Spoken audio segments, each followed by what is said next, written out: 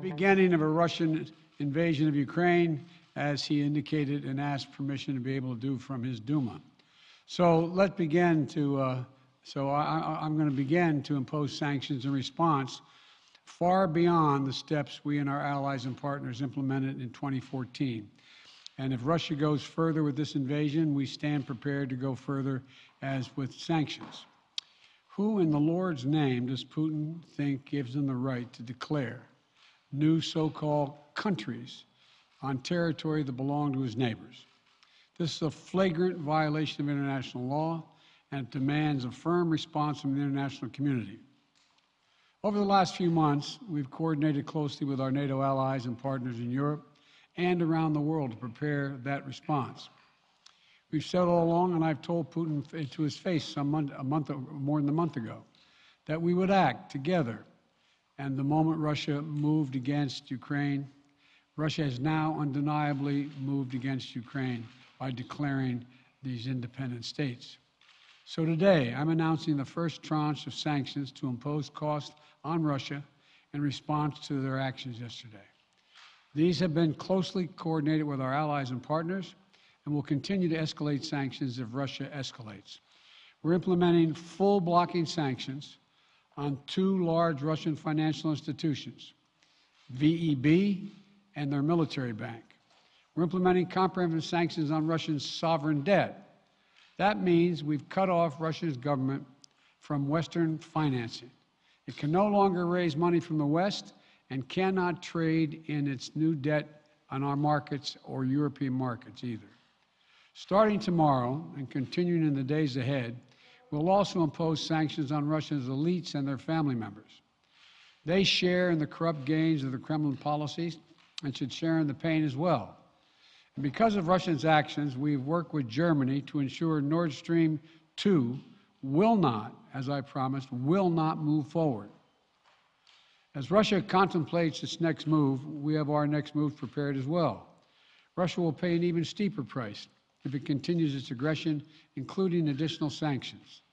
The United States will continue to provide defensive assistance to Ukraine in the meantime, and will continue to reinforce and reassure our NATO allies.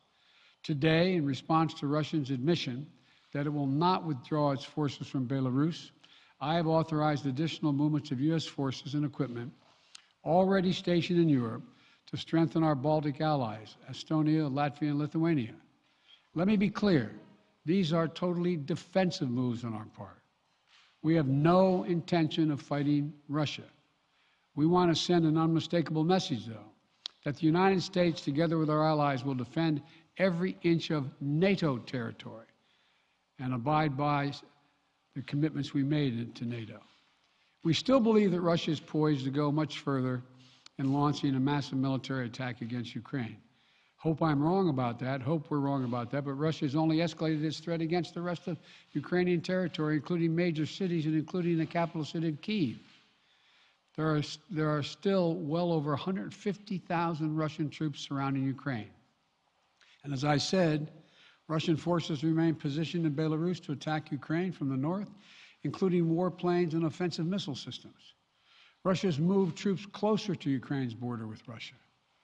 Russia's naval vessels are maneuvering in the Black Sea to Ukraine's south, including amphibious assault ships, missile cruisers, and submarines. Russia's moved supplies of blood and medical equipment into position on their border. You don't need blood unless you plan on starting a war. Over the last few days, we've seen much of the playbook that Secretary Blinken laid out last week in the United Nations Security Council come to pass. A major increase in military provocations and false flag events along the line of contact in the Donbass. Dramatically staged, conveniently on-camera meeting of Putin's Security Council to grandstand for the Russian public. And now, political provocation of recognizing sovereign Ukrainian territory as so-called independent republics in clear violation, again, of international law. President Putin has sought authorization from the Russian parliament to use military force outside of Russian territory. And this set the stage for further pretexts of further provocations by Russia to try to justify further military action. None of us should be fooled. None of us will be fooled. There is no justification. Further Russian assault in Ukraine remains a severe threat in the days ahead. And if Russia proceeds, it is Russia and Russia alone that bears the responsibility. As we respond, my administration is using every tool at our disposal to protect American businesses and consumers from rising prices at the pump. As I said last week, defending freedom will have cost for us as well and here at home. We need to be honest about that. But as we do this, I'm going to take robust action to make sure the pain of our sanctions is targeted at the Russian economy, not ours. We're closely monitoring energy supplies for any disruption. We're executing a plan in coordination with major oil-producing consumers and producers toward a collective investment to secure stability in global energy supplies. This will blunt gas prices. I want to limit the pain the American people are feeling at the gas pump. This is critical to me. In the last few days, I've been in constant contact with European leaders, including with Ukrainian President Zelensky. Vice President Harris met in person with the leaders in Germany over the weekend at the Munich conference, including President Zelensky. At every step, we have shown the United States and our allies and partners are working in unison, which he hasn't been counting on, Mr. Putin. We're united in our support of Ukraine. We are united in our opposition to Russian aggression. And we're united in our resolve to defend our NATO alliance. And we're united in our understanding of the urgency and seriousness of the threat Russia is making to global peace and stability.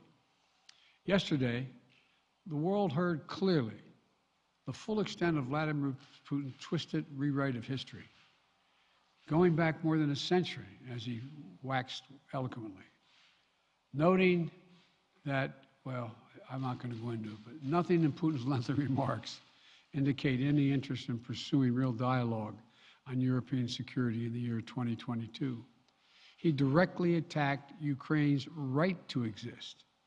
He indirectly threatened territory formerly held by Russia, including nations that today are thriving democracies and members of NATO. He explicitly threatened war unless his extreme demands were met. And there is no question that Russia is the aggressor. So we're clear-eyed about the challenges we're facing. Nonetheless, there is still time to avert the worst-case scenario that will bring untold suffering to millions of people if they move as suggested. The United States and our allies and partners remain open to diplomacy if it is serious. But when all is said and done, we're going to judge Russia by its actions, not its words. And whatever Russia does next, we're ready to respond with unity, clarity, and conviction. We'll probably have more to say about this as it moves on. I'm hoping diplomacy is still available. Thank you all very much. Sir, are you still open to meeting with Vladimir Putin, sir?